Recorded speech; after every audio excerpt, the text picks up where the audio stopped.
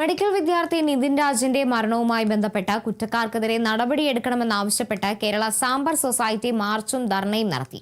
Pathanamthitta civil station പടിക്കൽ നടത്തിയ സമരം സംഘടനാ ജില്ലാ സെക്രട്ടറി രാജ് ഭരതൻ ഉദ്ഘാടനം ചെയ്തു. കണ്ണൂർ അഞ്ചരക്കണ്ടിയിൽ മെഡിക്കൽ വിദ്യാർത്ഥി നിതിൻ രാജിന്റെ മരണവുമായി ബന്ധപ്പെട്ട് കേരള സാംബർ സൊസൈറ്റി ഇന്ന് പത്തനംതിട്ട സിവിൽ സ്റ്റേഷൻ പടിക്കലാണ് ഒരു സമരം നടത്തിയത്. അതിന്റെ നേതാക്കളൊക്കെ നമ്മളോടൊപ്പം ചേരുന്നുണ്ട്. ഈ സമരത്തിന്റെ ലക്ഷ്യം എന്താണ്? നിതിൻ രാജിന്റെ മരണം കൊലപാതകം തന്നെയാണ്. സാഹചര്യ തെളിവുകൾ അങ്ങനെയാണ് പറയുന്നത്. അതുകൊണ്ട് നിതിൻ രാജിന്റെ മരണത്തിന് ഉത്തരവാദികളായിട്ടുള്ള അധ്യാപകരെ അറസ്റ്റ് ചെയ്യണം. ഈ അധ്യാപകര് അങ്ങനെ ഒരു ക്യാമ്പസിൽ ഇനി അധ്യാപകരായി നിലനിൽക്കാൻ പാടില്ല. അതുകൊണ്ട് അവരെ അവിടെ നിന്ന് പിരിച്ചുവിടണം. അതേപോലെ തന്നെ ആ ക്യാമ്പസ് ഇത്തരത്തിലൊരു അധ്യയനം നടത്തിക്കൊണ്ടു പോകാൻ പറ്റുന്നതാണോ എന്നുള്ള സർക്കാർ പരിശോധിച്ച് അതിന്റെ അഫിലിയേഷൻ റദ്ദ് ചെയ്യുകയും വേണം.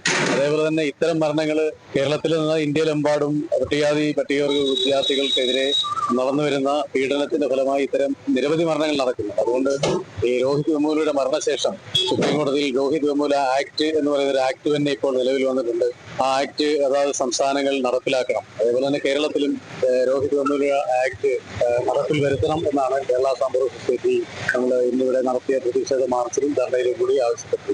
നമ്മൾ ഇത് അതിക്രമം എന്ന് പറയുമ്പോഴത്തേക്ക് 2024 മുതൽ 26 വരെ 1116 കുട്ടികളാണ് നമ്മുടെ രാജ്യത്ത് ഇത്തരം അതിക്രമങ്ങൾക്ക് ഇരയായിട്ടുള്ളത്. അത് UGCയുടെ കണക്കാണ്.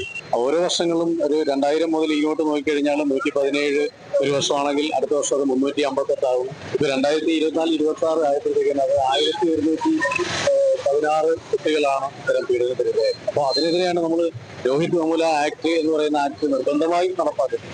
ഇപ്പൊ കേരളത്തിൽ പോലുള്ള സംസ്ഥാനങ്ങൾ തീർച്ചയായും അത് നടപ്പാക്കേണ്ടതാണ്. സാക്ഷരതയിൽ മുൻപന്തിയിൽ നിൽക്കുന്ന സംസ്ഥാനത്ത് പട്ടികവർഗ വിഭാഗങ്ങളിൽപ്പെടുന്ന നല്ല ദളിത് വിഭാഗങ്ങളിൽപ്പെടുന്ന കുട്ടികൾക്ക് പഠിക്കാൻ കഴിയുന്നില്ല, അല്ലെങ്കിൽ അത്തരത്തിലൊരു അവസ്ഥ ഉണ്ടാകുന്നത് വളരെ ശ്രദ്ധേയമായ കാര്യമാണ്. തന്നെയുമല്ല, ഈ കുട്ടികളാകെ തന്നെ ക്ലാസ്സുകളിലൊക്കെ 1ാം സ്ഥാനവും ക്യാമ്പസിൽ 1ാം സ്ഥാനവും വഹിക്കുന്ന ഏറ്റവും സമൃദ്ധരായ കുട്ടികളാണ്. രോഹിത് വെമുല എന്ന് പറഞ്ഞാൽ ഇന്ത്യയിൽ തന്നെ ഒരു മാതൃകമാകേണ്ട കുട്ടിയാണ്. അതുപോലെ നിതിൻ രാജ് BDS കോളേജിൽ നിതിൻ രാജിന്റെ റിസൾട്ട് വന്നപ്പോഴത്തേക്ക് ആ ക്ലാസ്സിലെ ഏറ്റവും ബെസ്റ്റ് സ്റ്റുഡന്റാണ്. അപ്പൊ അത്തരം ഒരു പ്രതീക്ഷ നൽകുന്ന രക്ഷകർത്താക്കൾക്ക് എന്നതല്ല, പൊതുസമൂഹത്തിന് ഈ വിഭാഗങ്ങൾക്ക് ദളിത് വിഭാഗങ്ങൾക്ക് വലിയ പ്രതീക്ഷ നൽകുന്ന വിദ്യാർത്ഥികളാണ് ഇത്തരത്തിൽ പീഡനത്തിനിരയായി മരണപ്പെട്ടു പോകുന്നത്. അപ്പോൾ യഥാർത്ഥ കുറ്റവാളികളെ നിയമത്തിന് മുമ്പിൽ കൊണ്ടുവരിക എന്നതാണ് ഈ സംഘടനയുടെ ലക്ഷ്യം.